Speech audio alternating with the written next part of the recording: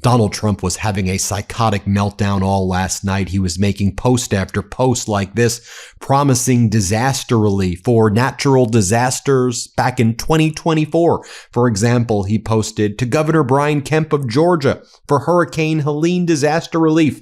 We're going to give the great state of Georgia $318.3 million. Then he says to the great state of Michigan, we're going to give you $32.1 million. He says to the great state of Wisconsin, MAGA Republican Congressmember Tom Tiffany has convinced me to give you $22.6 million. To the great state of Florida, I'm going to give you $415.9 million for disaster relief. It was post after post like that of Donald Trump saying, I'm going to give this state money for disaster relief and that state disaster relief money. Why? Because one of the things we learned yesterday in more detail than we ever got before, because Trump had to produce his financial disclosures from 2025, is the extent of his grift.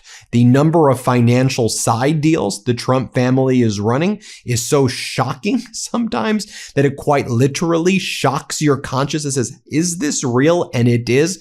So the Trump organization made about $2.29 billion in crypto schemes in 2025 alone, according to Donald Trump's 2025 disclosures, which were just released on June 30th of 2026. You know how investors did on those crypto schemes? Well, they lost $2.28 billion. When you actually look at Donald Trump's personal net worth increase from just the crypto schemes alone, Donald Trump extracted $1.1 billion added to his net worth. Liquid cash to Donald Trump divided as follows. $635.1 million Trump made off his meme coin royalties, $236.3 million for the World Liberty financial token sales, $196.9 million for sale of ownership interest in the US $1 stablecoin venture, $65.6 million sale of part of Trump's stake in World Liberty Financial, $6 million for Melania Trump's NFT sales collectible business, $1.82 million for the Ethereum validator. By the way, Trump says, I'm the crypto president. I'm the Bitcoin president. Like, you all know that like crypto and Bitcoin has completely crashed under this Trump regime. By saying he's the crypto president, he means he's going to steal all of the money for himself and take all of the money for himself and leave everybody else holding the bag. He pulls the rug from underneath you. That's what we said. He was a rug pulling president is one of the first things that we said. So why was Donald Trump up at midnight doing, I'm going to give $459 million. I'm going to give $300 million because in his mind, it counteracted all of this other money that he was making. And if you just flood the zone with numbers, people just get confused. I'll show you some other charts right here. Look at World Liberty Financial, the crypto venture for Don Jr., Eric Trump, Steve Witkoff, who nobody appointed to be America's envoy to anything, yet he's America's envoy to everything, and he's screwed up everything, this scumbag. His sons, Zach and Alex, netted a fortune for both families of at least $1.1 billion from World Liberty Financial. You know what's happening while all of that's going down? Let's take a look at the U.S. debt. Look at this chart right here.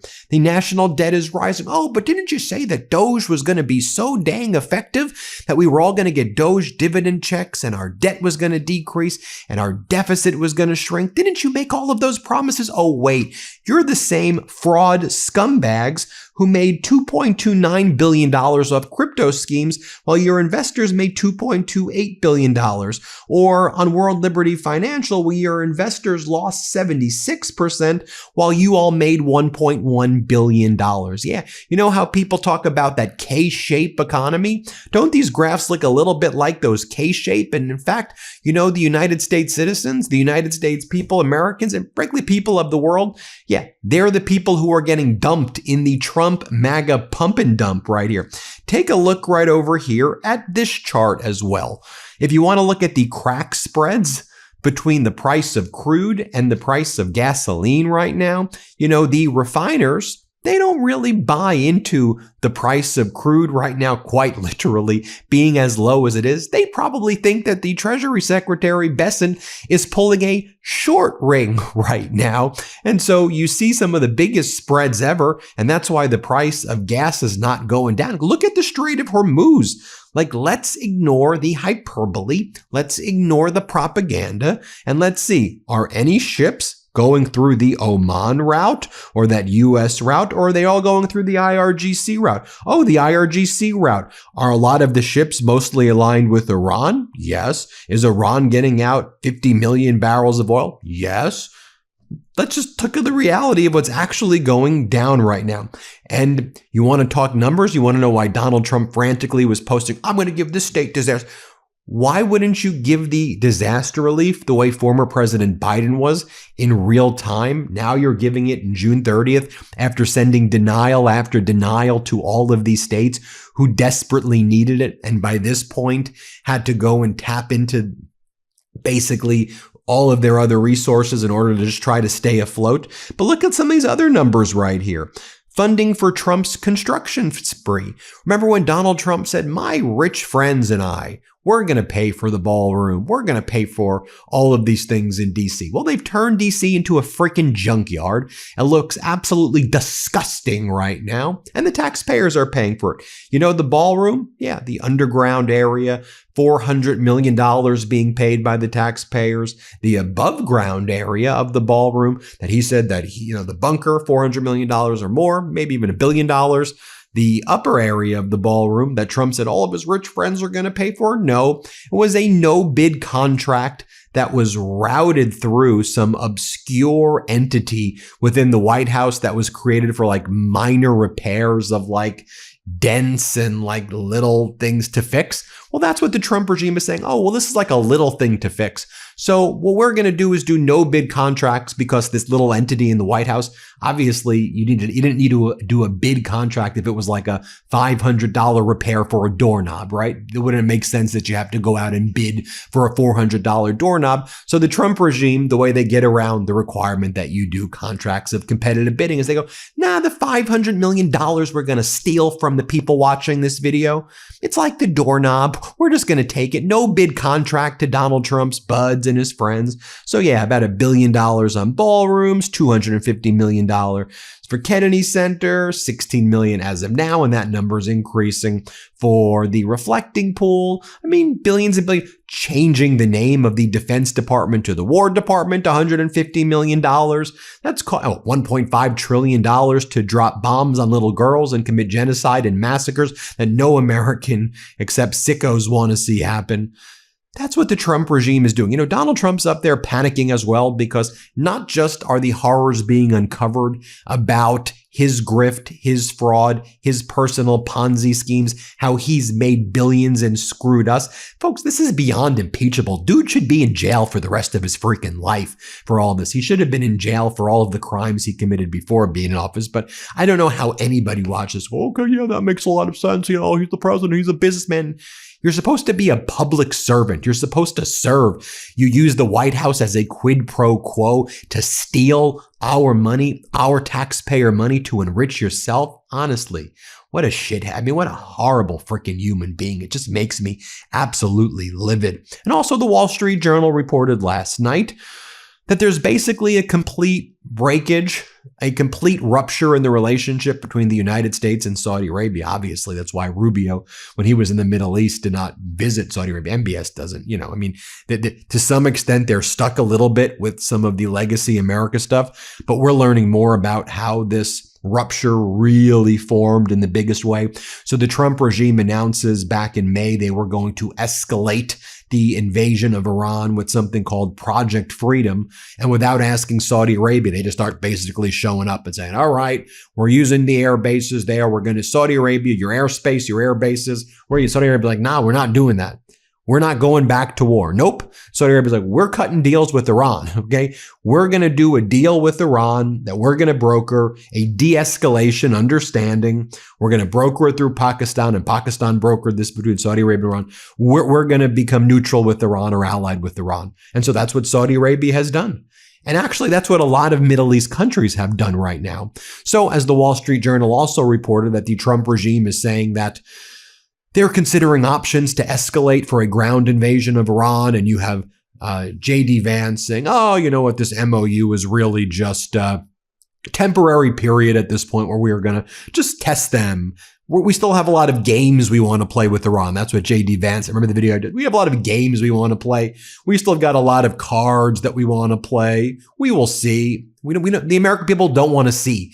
We don't want to play games. But regardless, most Middle East countries at this point want nothing to do with American military presence. And I think if we were to invade again, you'll see most of these Middle East countries saying, you're not going to use our airspace. You're not going to use our air bases. You could try to threaten us or do whatever you want. All the United States has done is they've pushed all of these countries to be closer to Iran. They moved them away from the United States. And basically, it's Trump and Netanyahu right now. And we know from day one of all of this, Netanyahu just wants to continue to warmonger and invade. And he said, I'm not leaving Lebanon. I'm not leaving Syria. I'm not leaving Gaza. That's what the Netanyahu regime has been saying over and over. He was in Lebanon, like flaunting that he was there yesterday. And he wants to bring the United States back into war. And we, the people, have to say enough. We don't want to be in this war. This has caused so much. This ain't a game. This ain't a talking point. I know how much you are struggling right now to afford anything right now. It's beyond difficult to afford rent. Who can afford a home right now? To afford food, to afford gas, to basically live. I know how hard you work. I mean, one, just to even get health care is difficult. Most people are struggling to even keep their health care and don't have health care right now. It's been ripped away by the Trump regime. They treat Medicaid as though it's some like fraudulent thing that people are out there like making it rain with Medicaid dollars to get life-saving surgeries. These MAGA Republican scumbags who treat people like filth right now, who have no compassion whatsoever. And then you have the Trump regime and Netanyahu, oh, well, should we invade? Is this a game? We've got the cards. We've got the cards. Just enough. Even this account right here that was very much allied with Trump, no longer, and they're mocking him. It's called Autism Capital. They go, the first crypto president means he makes billions of dollars and you lose 90% in the bear market. Thanks for playing, because that's where the crypto market is right now. And then Donald Trump leaves by saying, big news, everybody. For the first time ever, we're doing a midterm convention in Dallas. It's going to be a rally like no other. It's going to be the greatest thing ever. Like if you thought the Great American State Fair was amazing. I mean, you all have seen the videos of how great the Great American State Fair is. Have you ever seen, there's 200,000 people. Someone from the Trump regime claimed that there's 150,000 people a day. Did you see that? There was a reporter who was asking, what's your estimate? The Trump regime, I kid you not, 150,000 people a day. It's the stupidest lies. It's the dumbest. The vandals, they took the box cutter and then they started shredding it. And these people, we're not going to tell you who they are, super secret. We have them in CIA dark sites in Guantanamo. We can't tell you who they are, but they shredded it. And the algae is a criminal. It's criminal algae, everybody. You know the criminal. Shut up. Just stop with the stupidity. Grow up. There's so many people who are suffering. Grow the hell up. What are you doing? Who are these? How do you get all of these sicko humans who join together for the sole purpose of causing us all pain? Sicko group of freaking humans. And then Donald Trump's like, the golden age of America has just begun. Then this sociopath mutant, J.D. Vance, who's had like 3 different identities in his life. His name's not even J.D. Vance. You know that, right? It's like 3 different names. When he was in high school, he said he was gay. And then he said he hates gay people. And then he's Appalachia and he hates Trump. And now he wants to lick Trump's feet. I mean, the hell is going on here? And then J.D. Vance says, the goal for the Iran deal is that we want to refill our stocks of weapons. The goal of doing a peace deal is to rearm. Are you stupid? You're saying that out loud, number one. I mean, you realize Iran is watching that also. And what bad fate. You did a peace deal so you can rearm? Yeah, we don't want that. We don't want that, JD. Here, play this clip. So I think what the president has told us to do is use this MOU to sort of refill the world's oil economy, to refill some stocks, and then to see where the hand is. And then JD goes, "This is the end of the beginning. There is a lot more games to play, and there were a lot more cards that we're going to see." What do you think? This is a game of like magic? Like those card games you played when you were magic cards? What do you think this is? This is real life. This is War and Peace. This is you all Trump regime sickos killing little girls in Manab. This is all of you engaged in horrific war crime. We got more games to play. This isn't games. These are people's lives. These are people's lives who are dying and starving and being killed because of all of you. And you're out there. These are games. This isn't a game. Who is this? Who are these group of people who behave this way? That's what JD says. Play this clip. This is the end of the beginning. Okay. There is a lot more game to play. Yeah. And there are a lot more cards that we're going to see, to mix metaphors here. And the good thing about it is that we're served by an administration, we're served by a president of the United States who is constantly trying to figure out how to gain an edge for the American people.